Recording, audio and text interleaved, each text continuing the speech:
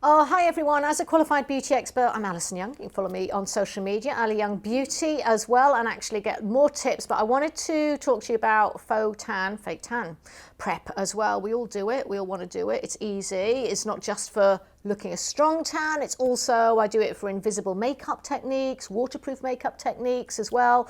I love using self-tan on guys because it's good for anti-fatigue and making you look healthy and hiding dark circles. There's lots of different reasons. And I've got lots of those tips on my website as well on Alison Young Beauty for you too. But what I wanted to do is let me share with you a couple of do's and don'ts. Well, first of all, when you're self-tanning, you've got a body scrub and you do need to remove dead skin, either with body scrubs or enzymatic sprays that you can get now. So some different ways of exfoliating. You need to exfoliate on the face and on the body, but exfoliate via your skin type. So if it's on your face, don't use a granular one. If you've got very high color or very sensitive skin, use an enzymatic one, for example, as well. So there's lots of choices, and there's ones that you do need to go in the shower with, but there's also spray-on ones that you can use on the body that you can just rub off with a towel. And some of those as well you can actually use for self-tan mistakes in case you go too dark in too many places. Now, let me tell you about the common mistakes that we've all done. I've done them as well, so let me share them with you. When you put your self-tan on, if it's a spray tan, then you do need to have something stuck to the soles of your feet, or don't walk around where you're going, because otherwise the bottom of your feet will get really, really dark.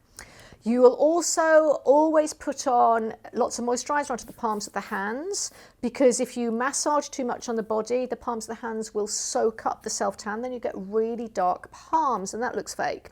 Now, if you do have naturally dry skin, one of my easy tips is actually to use some disposable gloves, or to use a mitt when you apply, or to do spray tans that you actually don't have to touch. Now, if you are a little bit nervous about self-tanning, or you don't want to look as if you've been too tanned too quickly, then definitely use what's known as progressive tans. Now, these come in a couple of different forms now, and what a progressive tan is it's got a lower concentration of the DHA, the active self-tanning ingredient, so you've got to put it on over several days or several nights to build up the colour. Now, that's good if you want to build up to a weekend or build up to a holiday, and you can also use them to top up an existing tan very easily too. Now, with those, you can get progressive tans in like a body lotion form. You can also get them in anti-aging face creams, or you can buy them in drops as well that you add to your own body cream and your own face cream. So it's really, do you want to use a separate product, or do you want to add it into your existing regime? And you can actually get that too. You can even get overnight masks as well, which are really hydrating. I mean, James Reed does overnight masks, and he's really good at hydrating and using a lot of hyaluronic acid in his products as well, and lots of coconut water too. So he's quite on trend and does a lot of the celebrities, and he's always, if you follow him on Insta, going across to America and flying and doing lots of celebrities, very famous for doing Rosie Huntington-Whiteley as well for many years ago, and still continues to do her too.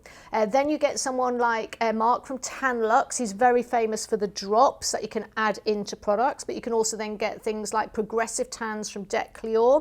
You can get also body toning and firming ingredients mixed in with your tans, such as with U-Tan and Michelle Mone's products, for example, as well. Now, then that gives you some ideas of sort of different brands, but then what about the application? What about the technique? The things that you can do is definitely, if you're doing all over the body, standing in front of a full-length mirror can actually help, because you can see what you're doing. And if you're not very good, you might find it more helpful to actually use one of the self-tans that have already got a tint in them, like Vita Liberata, so they can get tinted mousses and tinted self-tans, and they also do even self-tan in oils, in SPFs, so you can get a lot of benefits in one product, so you can really sort of lifestyle your self-tan now. And when you're in the full length mirror, you can actually see what bits you've missed.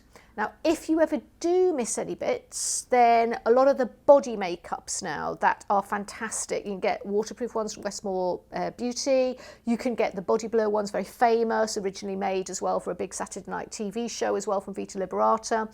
There you can then paint on. So a lot of the self-tan brands as well have got a paint on tint that has no self-tan in it, that washes off the next day or that night, but it will be brilliant if you haven't got time to wait for a self-tan to develop, because they take 2, 3, 4, 5 hours depending on your pH to develop, or brilliant to patch up. So if you do make a mistake or miss an area, they're really clever and really beneficial to have at home. Now, don't put the same concentration of self-tan on all over the body. So you can contour with it. Also, when you're doing your facial area, do go over the ears and behind the ears and right up into the hairline. If you are grey-haired or blonde-haired as well, then do wipe through eyebrows, hairline. If you're a guy with stubble, then go over the stubble with just a dry flannel afterwards, just to take off any of the self-tan there that actually might stain the hair, or stain, especially if you've got pale hair as well, it will show up on that. So that's a great tip to actually do. And always do a slightly paler colour on the face than the body, because then you'll still photograph and do selfies really well, because if you go too dark on your face, it actually blocks out all of your features for you. If you want to contour with self-tan, you can just use a little paintbrush and apply it and chisel it in the under the jawline, under here, and into the socket line. So you can even do that, especially if you're going on holiday or want to wear absolutely no makeup. On the body areas, don't put neat self-tan onto knees, elbows, hands, feet and ankles. And the reason, and wrists, because they will really, the self-tan does what we call grab.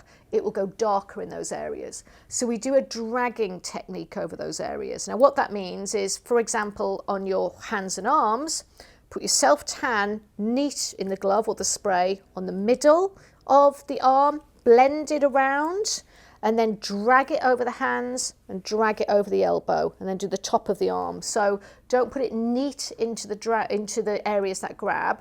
And hands are difficult. And if you're doing yourself at home, this is one of the techniques that's very easy. Drag the self-tan off your arm over the backs of your hands, that works. Or use a spray tan and pull a claw hand like that. And if you spray like that, it will then just kiss the top of the hand and it will look more natural. Funny little things that make it look really real as well. If you leave your rings on and a pair of flip-flops with your self-tan, you actually get tan marks. If you've got tan marks, no one thinks you've got fake tan. So that's another top tip as well. Lots more tips like that as well. If you get any stuck at all, then follow me, Ali Young Beauty, and send me any questions or queries as well. Send me your photos of your self-tans too, so I can share them.